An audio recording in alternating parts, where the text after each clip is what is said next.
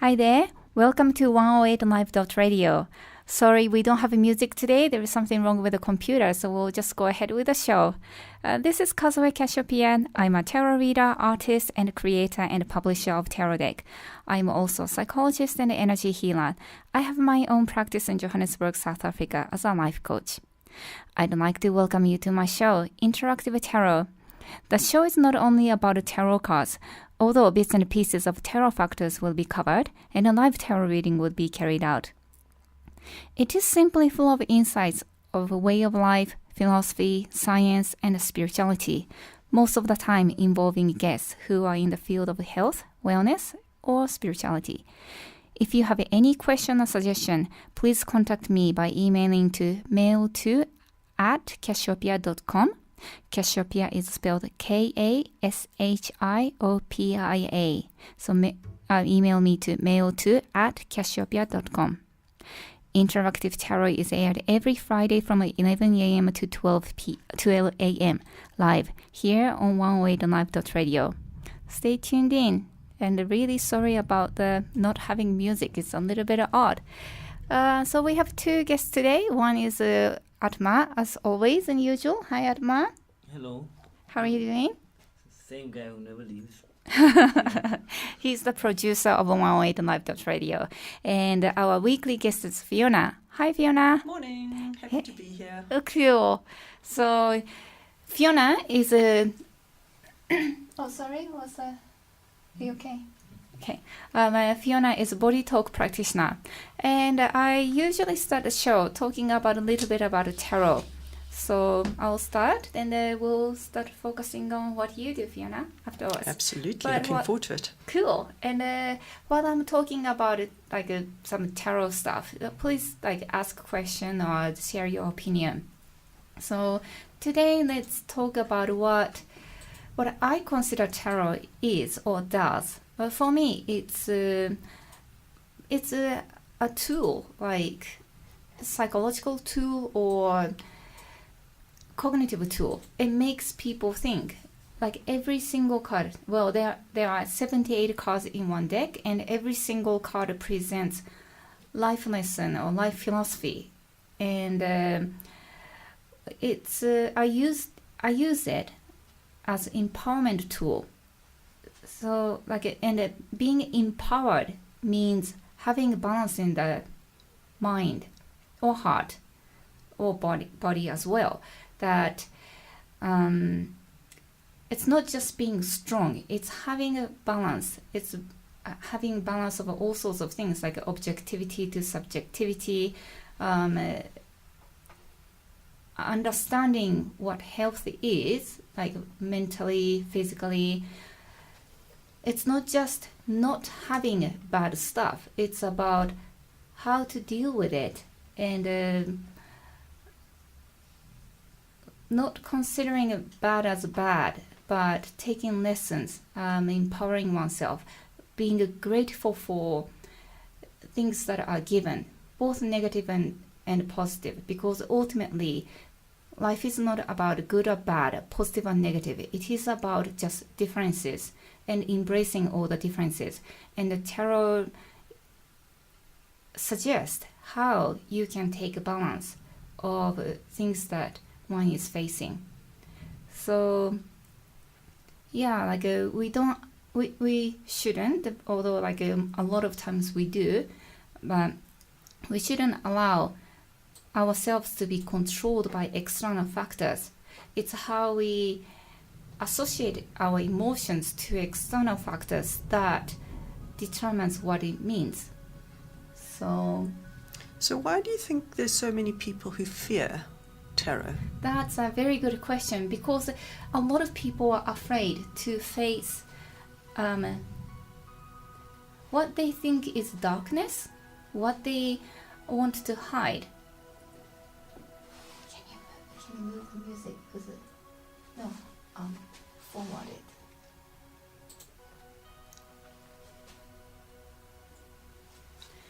Yeah, because they are afraid to face their own darkness, or maybe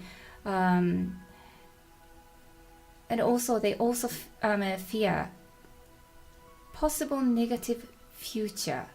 You know, as a life coach and any mediums and psychics, they really shouldn't be talking about any like this negative thing might happen. Well, they do, but don't get me wrong. There are people who do, and those who can see can give advice and say, you know, just be aware of this, and this is how to avoid it. But it shouldn't be used as a tool to scare someone. And but there are things, you know, things that people consider negative that happens in life. And when people are told, okay, something negative like this will happen, they become afraid and they will start making that come true, like a fulfilling self-prophecy. And they should, you know, like as much as they shouldn't do that, but that's how we are programmed to do. So, yeah, what they are afraid of is being told negative things that might happen. Yeah, and just tapping into those belief systems that perhaps are not serving a purpose anymore, and and reliving all of those things. It sort of goes with the ability to choose your future. And I think if one can, and it's a similar thing in body talk where one gets an awareness of where you're at in your life and what's affecting you, that you can then take steps to change. And we all want to be changing all the time and moving and developing as human beings. Yeah. And I know body talk, you know, you have done body talk session on me and it really worked really well. I was due to have cortisone injection in my shoulder the day after. And you did a session as a means to prevent side effects, because I'm the kind who gets side effects and side effects of any chemicals and the medicines, you know. But the next day I was really fine. I was surprisingly fine. I still didn't dare to drive, but I wasn't suffering. Yeah. So, and that's what it's all about. It's supporting the body, because the body is infinitely wise. It knows how to heal itself, but sometimes it needs a little bit of support. And also what people don't really, not everyone realizes that mind and body are so connected. And body, you know, muscles and nerves actually store so much of a emotional, both, you know, joy and burden. Absolutely.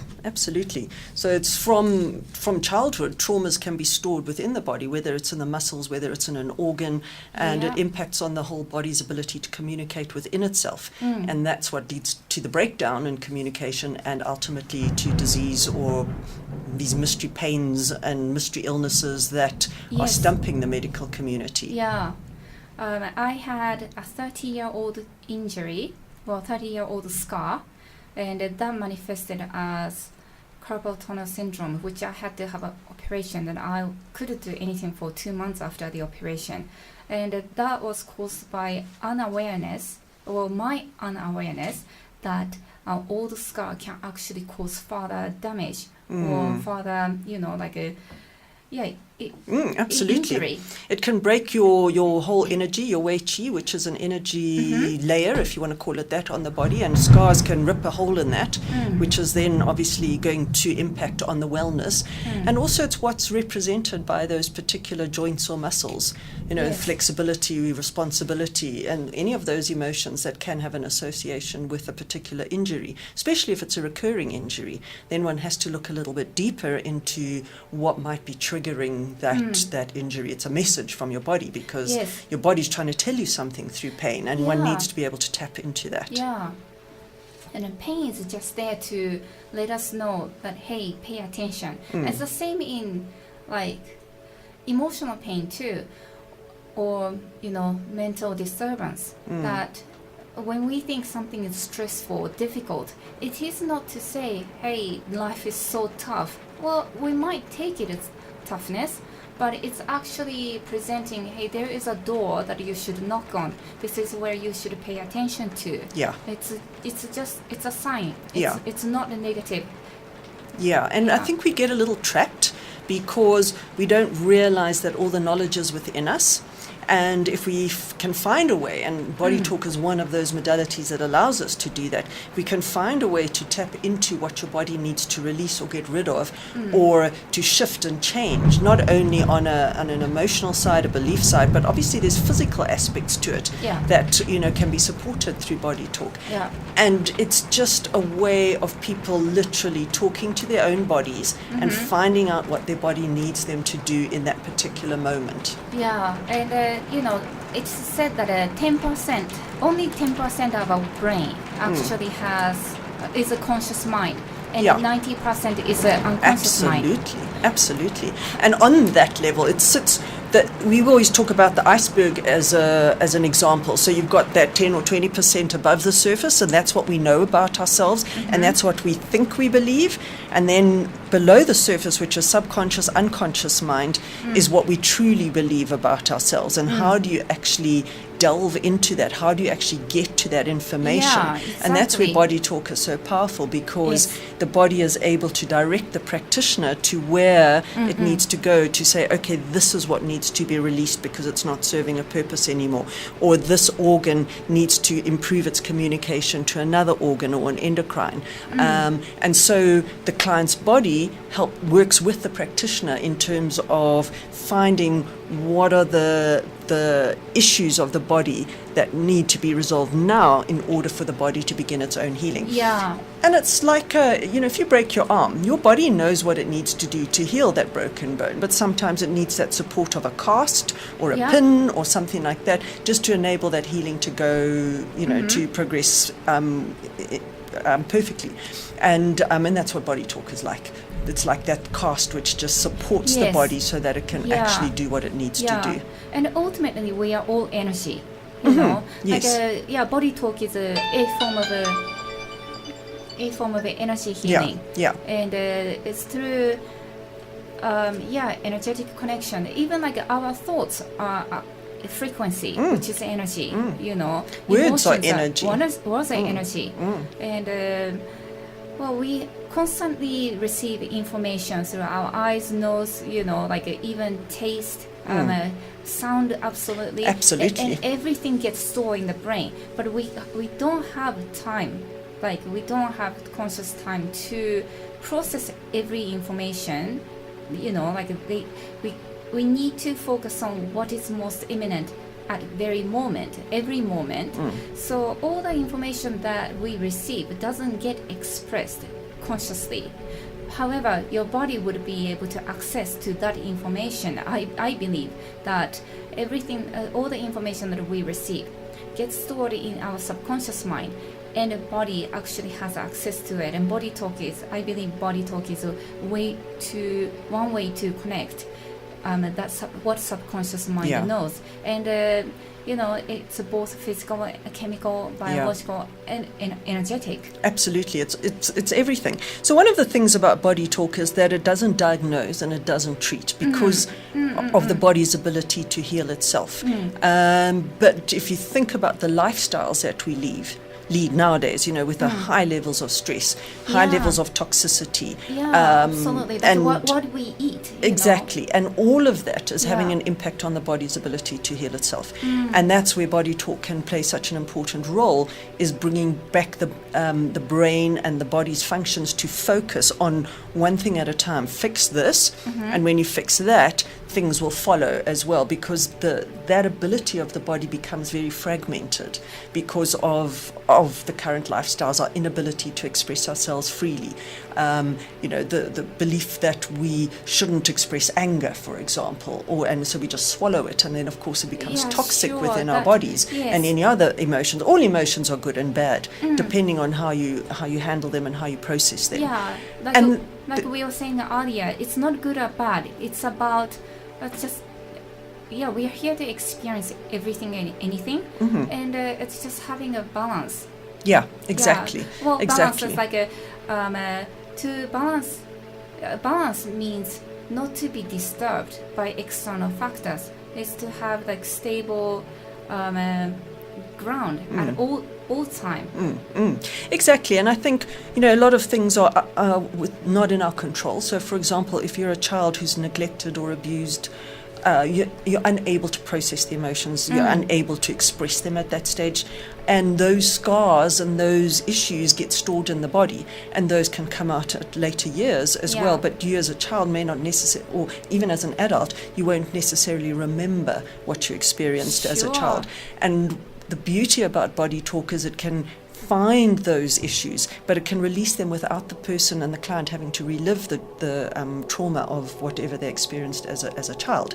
So it's this ability to release stored emotions or stored beliefs or stored attachments, as well as to bring balance to the body. And it's very much about balancing the organs, balancing the endocrine system, balancing the way the body functions, balancing the energy systems, and it extends into releasing chunks of emotions. It extends into body chemistry, where one is suffering from a bacterial infection and things like that. One can focus the body on that so that it can bring about healing. So it's very, very broad-based in what it can cover as well.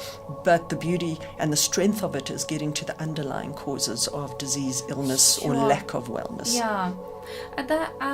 How you were saying that one thing is connected to another thing, like you take priority on what should be taken care of. Not you, but the body does automatically, that what it needs to deal with first, then next, and going to layers. That concept makes me think of, or reminds me of, a Chinese medicine. So there is a concept of Chinese medicine in Body Talk. Yes, there is. Particularly what comes to mind is the 5 elements, which is very prominent in Chinese medicine. And it slots in so beautifully within the Body Talk system, because if you think about the cycle of life, which is represented by the 5 elements, there's spring, there's summer, there's autumn, there's winter, there's the stillness between seasons that's represented by the 5 elements, and how in one's daily life you have our own life cycles, you have job cycles, you have relationship cycles, you have all of these things, and often within those cycles one can't necessarily move on to the next. So let's talk about autumn, which is the metal element, and that is when one starts to let go of issues, let go of grief, let go of anger and things like that, and moving into winter, which is where that is finally gone out of our systems and we start preparing for new growth and new opportunities. But if one doesn't release those things appropriately, then they start to influence on our ability to move forward into our next cycle of life, energy, opportunity. So then that's part of what comes out in Body Talk. You might find people a very strong emotion of grief, which has been trapped in the body as well, and it'll link into something like the water element of the Chinese medicine, which is letting go, and one is just bringing that body into balance so that it can let go, it can process these emotions that are not serving a purpose anymore. So immensely powerful in that regard. How do Westerners, Body Talk is Western practice, isn't it, so to speak, although it has elements of a Chinese medicine? It's based on quantum physics. So it comes down to that whole process of when you observe something, it becomes reality as well. So as a practitioner, when you observe the client's body, it brings out what the issues are as well. And that's what enables us to tap into the client's wisdom, is that theory of quantum physics, which is that every atom is connected, which means that every person is connected on some sort of level as well. So that's why we can do distance healing. That's why it's so powerful when you're sitting with your client and you're working with your intuition and their intuition to bring about this healing. And you see remarkable improvements. I had a client who could not lie still on the bed because of her back pain, and she said, no, it's an old injury from when she was a kid, and it's something she's lived with her whole life. Anyway, so we do the session, and nothing around the back necessarily comes up, but a lot of issues around work and things like that. Come the end of the session, she gets off the bed and she says, oh, my back's better. Oh, gosh. And the next day I got a WhatsApp from her saying she'd been pain-free for 26 hours. And the point about pretty much that... the first time, as long as she can remember. Yeah.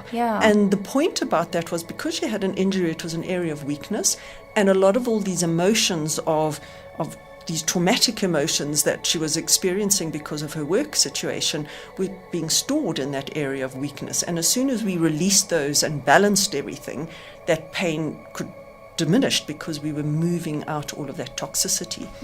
Another example, a lady came to see me and she had a whole skin rash, and she'd been to see her dermatologist and they'd looked at it from a holistic point of view as well. And in the session, it turned out that there was a particular person in her work environment who had a very, very strong negative view of my client, and she was channeling negative energy at my client. And once that came out, then my client could do stuff to protect herself from this negative energy, and within days the rash had gone. And it was something that they hadn't been able to treat any other way. So it was an energetic issue. And of course, your skin is your first protective barrier against the outside world. Yeah, so not only on a physical level, but on an energetic level as well. And for this particular client, this energetic response was manifesting in her skin as a first line of defense against it. So, and it's about the awareness. It's about the awareness of what's going on in your life so you can take steps to change. Adma, do you have any question? Actually, I'm just listening, and I find it quite cool because I've been exploring yantras. So the body has a yantra that depicts it in certain ways depending on time, place, and circumstance. So as well as you're saying, it's based on quantum physics. This body swap. So the yantra representation of the physical universe, as you may, is made up of many different tiny yantras. So that aspect as well of energy and how everything works in accordance to an exchange of energy continuously. So yeah, these yantras are almost like if you were to look through a kaleidoscopic lens, how each time it shifts. So as well as that, as we share energy or as we share work, or the most understood version of work, as we share karma, then the yantras shift. Or the patterns, they manifest different patterns and so on and so forth. So I was looking at that and working on a poetry project I was working on. And I think people don't quite grasp how powerful their energetic body is. One tends to think of us in terms of the physicality, skin and bones and muscles and things like that as well. Especially in the West. However, Western medicine has influenced the rest of the world, and even Japanese will dismiss the connection between mind and body. That it's just physical thing. It's just physical thing, or it's mental thing, and there is no connection between. Everything is energy. Just matter is a concentrated form of energy. And of course, we are all connected. I mean, we came from the same place, and it's not a metaphor. But, science, theorized, or maybe have even proven or found a proof evidence that there was a Big Bang. There was nothing. There was Big Bang, and from that nothing we became everything. And so if we came from the same place, we are all, of course, connected. Absolutely. And I think if people were to embrace that element of their well-being and their wellness, I think they would perhaps find that they would end up healthier, happier, more connected to the universe, more connected to the people around them as well. And also remembering that, how to move yourself away from people who are energetically poisonous for you, because that does happen as well, where, there is an immense amount of trauma in our, from our history that we've gone through, all the stuff that we're going through now. And that trauma, I think, has brought about a lot of negative energy within the country as well. And so we have to guard against being influenced by that. And we have to guard against this negativity that can weigh us down and kill our joy and kill our happiness as well, because every time you look around, there's a disaster, or there's a scandal, or there's a this, or there's that, and there's so much anger, and there's so much rage. It's not just South Africa, it's just all around the world. Humans don't seem to be able to grasp the idea of a peace.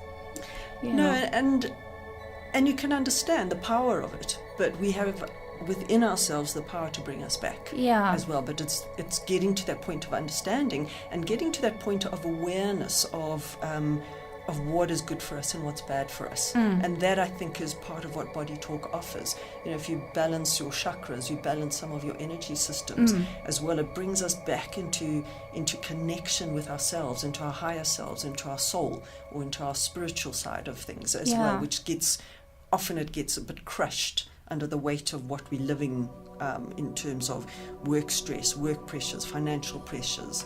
Relationship stress.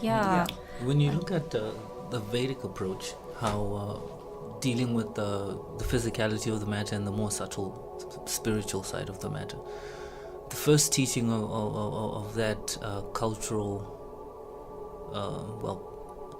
it's a culture, spiritual culture. So you're not the body, you're the soul. So it's very easy to say, but it's quite difficult to live. So to realize that you have, it's described like the physical makeup, or our makeup as we exist here. We have our, you could say, your material body, and your material body is not just the physical aspect of it. You have your mind, you have the false ego, you have the 5 senses, or the 6 senses, including the mind, so on and so forth. So now, how to go to the actual being, to realize that you are the Atma, or the soul, the person. So this is a process in purification, in practice. So there's a process. So half the time, people reject the subtlety or the subtle aspects of our existence here because they're not very easy to see, if you may, or experience. Yes. So the world we live in is built largely around the physicality of the matter. Very much Everything so. is what you see is what you get. Is how people relate to the world. So how would you, as practitioner in Body Talk, encourage people to look into the more subtle side of things? The people who come for a Body Talk session, I think, are already stepping into that way of thinking as well.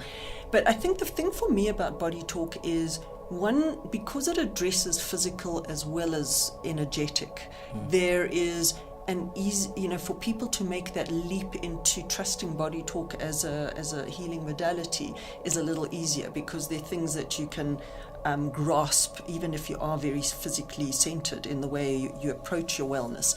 But I think the divine aspect of Body Talk for me is that it is so gentle in leading people towards that alternative way of looking at things.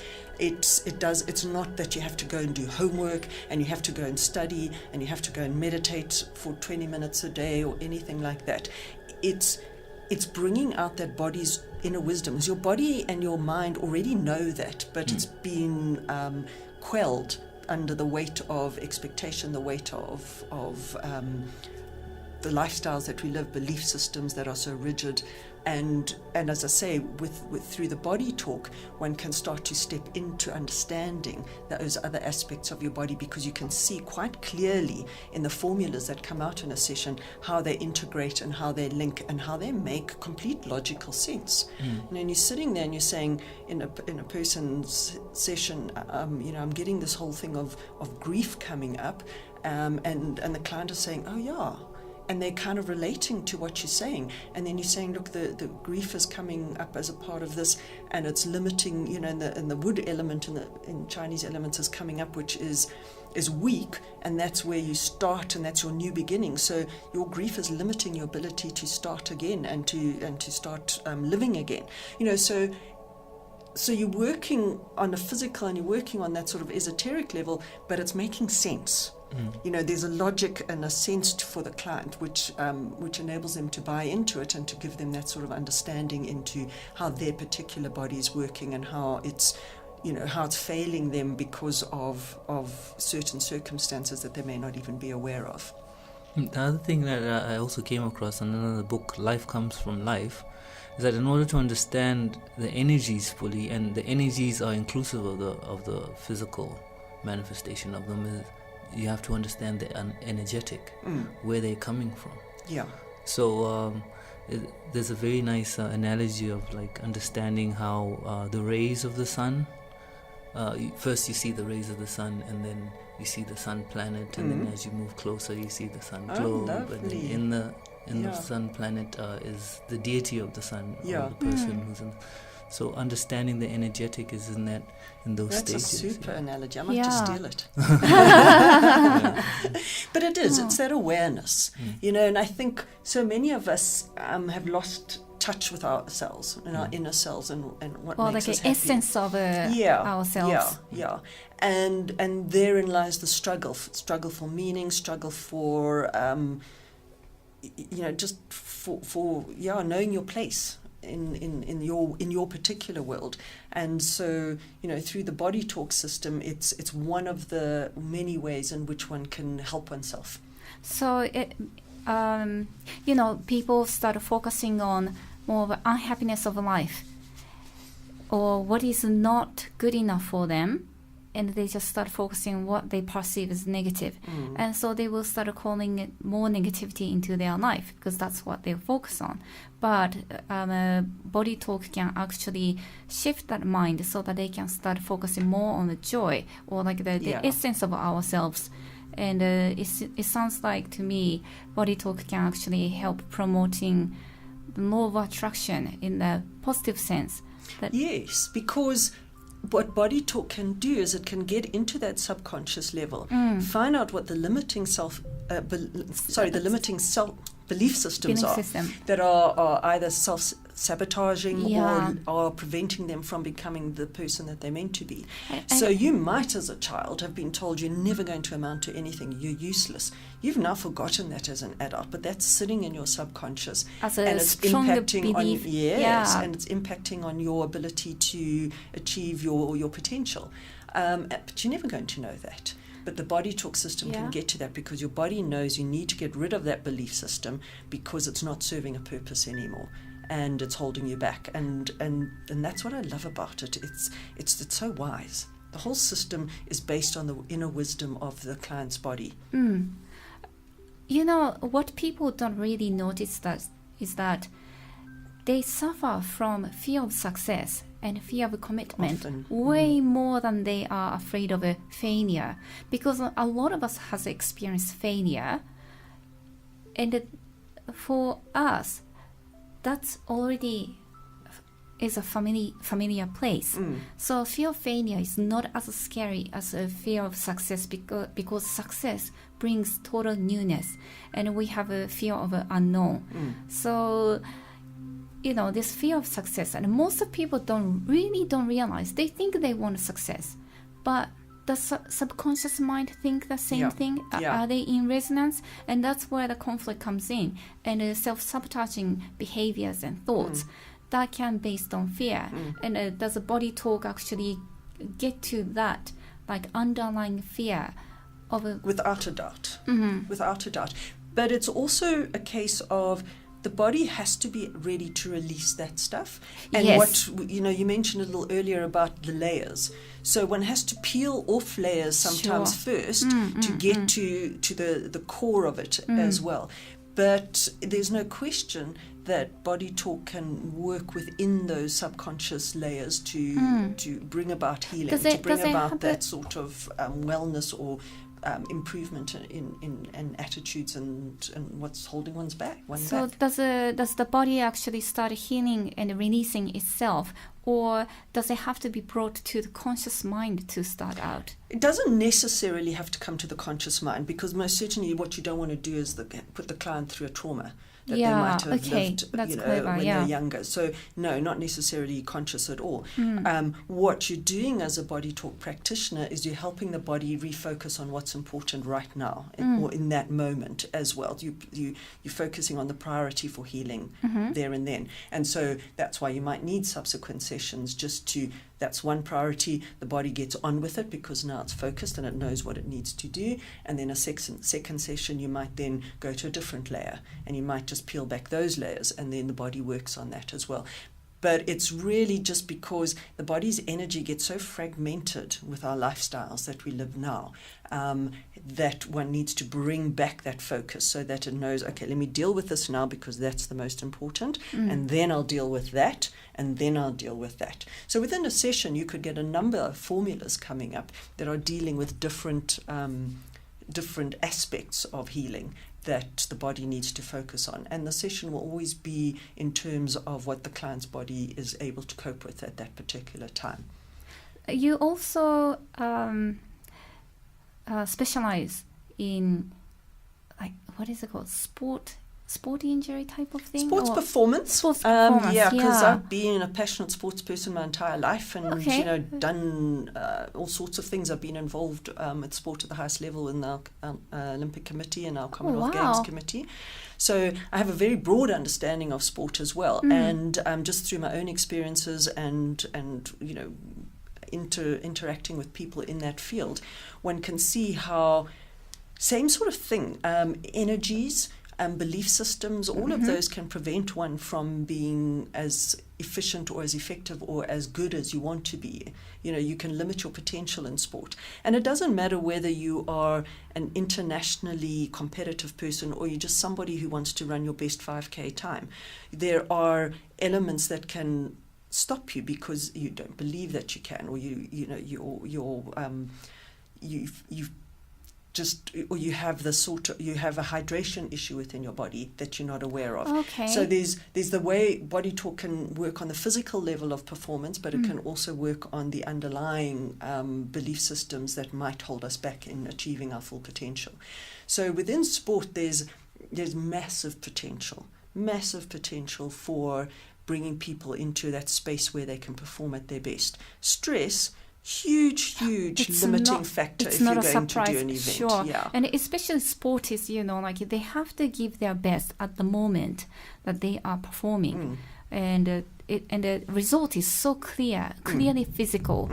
But I believe that some people don't realize what their mind is saying, or subconsciously what they believe in, subconsciously what they are doing.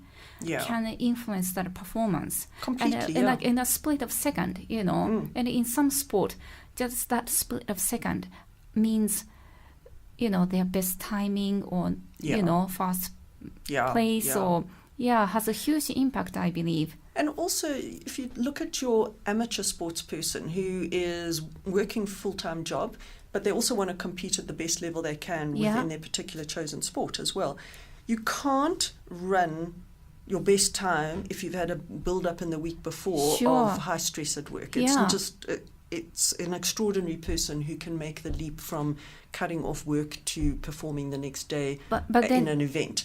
And that's, and the people that I've treated in terms of sport as well, where we've just cleared the stress levels out. And I distinctly remember the one person talking about some client or somebody within their work environment who was just this absolute irritation to them.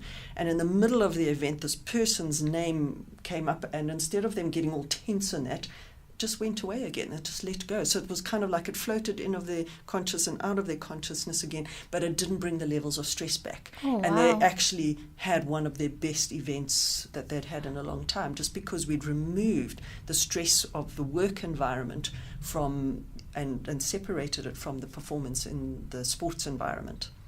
So huge amount of work that we could do within the sports performance from a BodyTalk perspective. That really should be promoted. Yeah, I'm actually thinking about it now in accessing the education system. I'm looking at my wife is she's a teacher in training, so she's been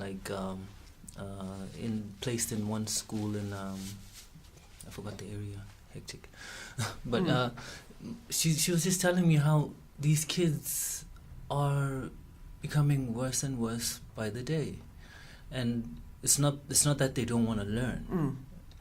It's a collection of various traumas you've described, and these kids are just now explosive. And I'm just thinking how this could help. Absolutely, because what you also can't ignore is the ancestral line. So if you have an ancestral line that's experienced trauma, genetic memory. Yeah, exactly, and that carries on down through the line until you can actually break it, which can be done through body talk, but also one can release that out of that, let's say, that child, so that they're not carrying that burden of the ancestral memories that are, that can limit their potential. So, and I think South Africa is a particularly sensitive part of that, where you have generations that have been traumatized, and now it's been passed on to their children, who shouldn't have to carry that burden. They need to be able to step up and create their own realities as well. So I think there is an enormous amount of work that can be done within those communities, within those learners, reducing those also self-limiting beliefs that they can't make it, that they aren't good enough, or whatever else it might be with kids. And I think kids today really struggle, because I think they already come with an inherent wisdom, and they come with a life understanding that we don't fully get, and I think they struggle to fit in, they struggle to feel like they're relevant, and I think something like body talk can potentially help level that out a little bit, so to free them of that weight. It sounds it has got so much potential. And it's not something people know about that much, is it? No, surprisingly. See, people know, most of people have heard of a Reiki, for example. It's a form of energetic healing. Yes. Kinesiology is another thing that people hear about. But body talk is still not really that commonly known. No, but I think it'll gain traction. Sure. And it is gaining traction. If I look at the number of new students that are learning the system and coming into the sort of world of healing, I think it'll gain momentum, and more and more people will learn the benefits of having those sessions. Yeah. And preventative. If you can come and release stress on a regular basis, you're not going to fall into those things of illness. You're not going to get all of these diseases, or these autoimmune diseases that are stress related as well.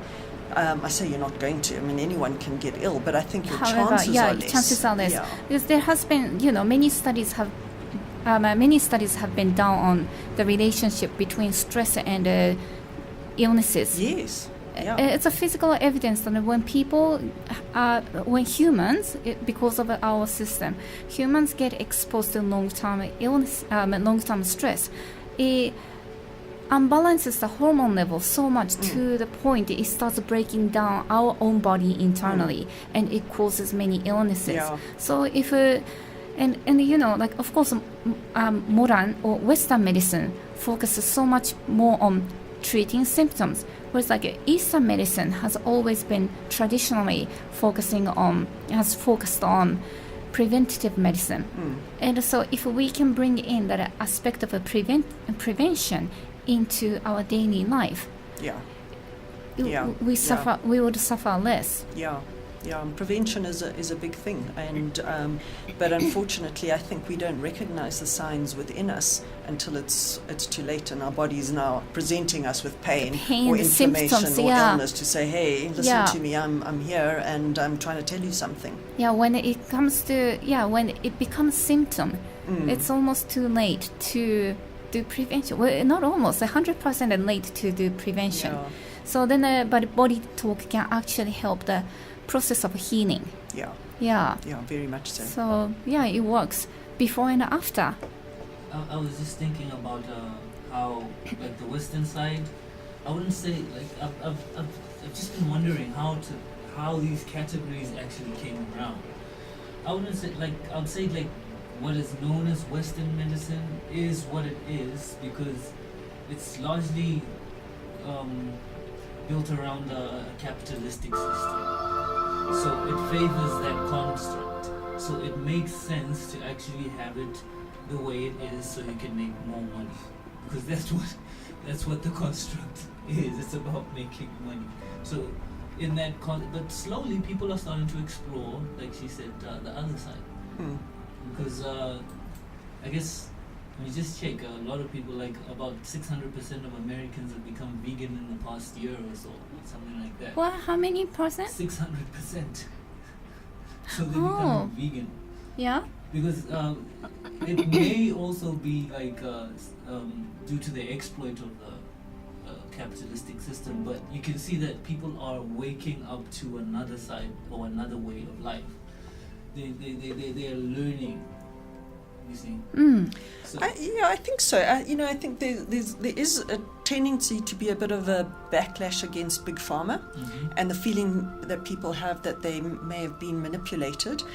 On a body talk side, as I said earlier, we don't diagnose and we don't treat, and we would never tell people to stop their regime of prescriptions of drugs and things like that, because that's not within our responsibility. But what we have found is that people have been able to wean themselves off certain medications because their bodies have improved in the way they function. So there is that potential benefit, but there is a time and a place for medication for sure, and one can't diss that. But if one looks at one's body holistically, one needs to be considering the kind of food that you're ingesting, because that is critical. The toxic levels of pesticides and chemicals and things like that in our food has a huge impact on our gut health. And gut health is one of the critical aspects of wellness. If we have an unhealthy gut, and a lot of medication unfortunately can impact on the gut health, so you've got to support in whatever way you can, starting with what you ingest, and then trying to support the body in its wellness, trying to maybe like with your side effects with your cortisone injection as well, you can help the body so that it's not as badly impacted on by medications. So there's all sorts of ways in which people can help themselves without necessarily being dramatic in dropping all their drugs and dropping all of their conventional ways of treatment. There is a place and a slot for everything, and one has to just be a bit wise about what works for one and when and where and what to do it. But supporting the body in terms of food, minimizing stress and all of that are certainly the places to begin. Finding the balance. So how would one get a hold of you if they're interested in? I have a Facebook page and a website. My website is f5bodytalk.co.za. The F5, because I thought it was so clever and people don't get it, is like when you refresh your computer, you hit F5, refreshing your body through a body talk session. And then Facebook page is also F5 Body Talk. And Fiona's F. Yes. Yeah. Yes. Do you have an Instagram page? I don't. No. Okay. No, just those two at the moment. And people can book online. Yeah, from your super website. easy. You just go and hit the book now, and then you choose the time and the date that suits you, and you just set up your appointment. But if you also want to talk a little bit about it, my contact details are on those pages, so that you can give me a call and just find out how Body Talk can work for you if you have any doubts. Do they have to bring something like a mat, or they just Nope, bring themselves? nothing. They just bring themselves. Generally, what I do is send out a very comprehensive wellness form, and it's incredibly detailed, but the point about it is to get a state of the nation, as it were, because so often we live with things in our bodies, like, for example, acid reflux or just some sort of gastric discomfort, but we so used to living with it that we don't realize that it's actually not supposed to be there. And so the comprehensive wellness form highlights every potential issue that you have, just so that you suddenly see, okay, all of this is present in my body, and then after body talk sessions one can actually go back and say, oh, okay, that's not there anymore, or that's improved, that's not a 9 out of 10 anymore, it's now 2 out of 10, or whatever the case might be. So there is a way to measure improvement within your health and wellness. So body talk will be then classified as a therapy, a kind of therapy? Oh, we call it a healing modality, an energy healing modality. I suppose you could put it under therapy. I'm not exactly sure how it would slot in, just so I know it works. Well, definitely therapeutic. Yes. Yeah, there is no doubt about it. Yes. Yeah. Yeah, I'm interested. Yeah, it's surprising because, people will perhaps come and have a session and they're not sure really that there is something wrong, but they just don't feel like that they're well, and the session will throw up issues that they perhaps weren't aware of, or gives them that aha moment. Oh, of course, I never thought of that as impacting on me. Exactly. I was going to say it, but people not really aware or know how it feels like to be well. You know, like if we get exposed to stress on daily basis, we feel or we think that's more normal.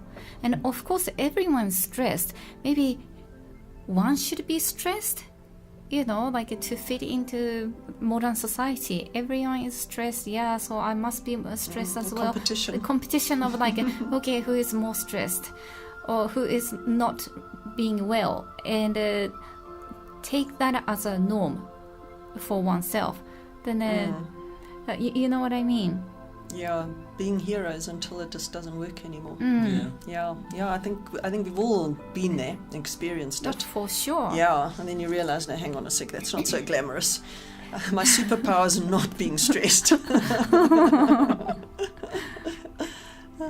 Yeah. But yeah, it's, you know, my own personal journey from really, really poor health, you know, back to where I am now, where it's still work in progress. For me, the turning point has been the body talk treatments that I've had, or sessions that I've had, because, you know, a year ago, barely could get out of bed. 2 hours to get ready in the morning because I was in just so much pain in that. And body talk highlighted the areas that I needed to focus on. It highlighted not only on a physical side but also on an energetic side. Did you have any resistance to like hearing about underlying causes or underlying factors? No, it was like wow, I didn't realize that was having such an impact on me. So definitely in my instance it was high levels of stress that triggered there's still doubt about what autoimmune or disease it is, but certainly stress triggered it. And then it's been that sort of process of bringing back the wellness as well, and minimizing my exposure to stress, but also understanding that these environments are not good for me and I needed to stay away from them. Whereas kind of being the rescuer type of person, I always wanted to step in and help people and do all of this as well, and it just wasn't working, and I needed to understand that. But it was only through the body talk, which is that sort of self-awareness that comes up, because the body tells you that that's not good for you as well. So I really give a lot of credit to body talk for getting me back on my feet, and then putting me in the space where I could share the same thing with others. No, that's cool. Yeah. Because, you know, like knowledge stays as just knowledge until you experience what the knowledge is talking about. Then you turn that knowledge into wisdom, and now you have gone through the process of you know, turning the knowledge into wisdom. Realized knowledge. Yeah. So and also, as I say, it's still work in progress. But the level of trust that I have for body talk, because of what I've experienced and what I've seen with my clients, is enormous. Because, as I say, it's also so gentle. You know, it's not traumatic. It's just kind on the person. It's supportive. It's comforting. It has all of those positive attributes. Because as a practitioner, you can have that sort of compassion for someone because you've been there. Yes, absolutely. You got to experience that painful side to understand. Well, have a compassion and empathy for your clients. Very much so. I usually do a quick tarot, like a one card tarot reading for my guests. Like, do you have any question, or it's a one card reading, so it goes very, very quick. Well, let's stay on the topic of health. And let's go with a question about the path that I'm on. Health-wise, is it the right path? Okay. As well, because you know, one always has questions. You know, even though I completely committed to body talk as being a guide for me as well. You know, you sometimes do have your doubts about, should I do this, should I do that, should I do the next thing? We do, You know, and there's always pressure to go Western routes as well. So let's see what comes up on that. Pressure from a society or within, or you do. 7 of Swords.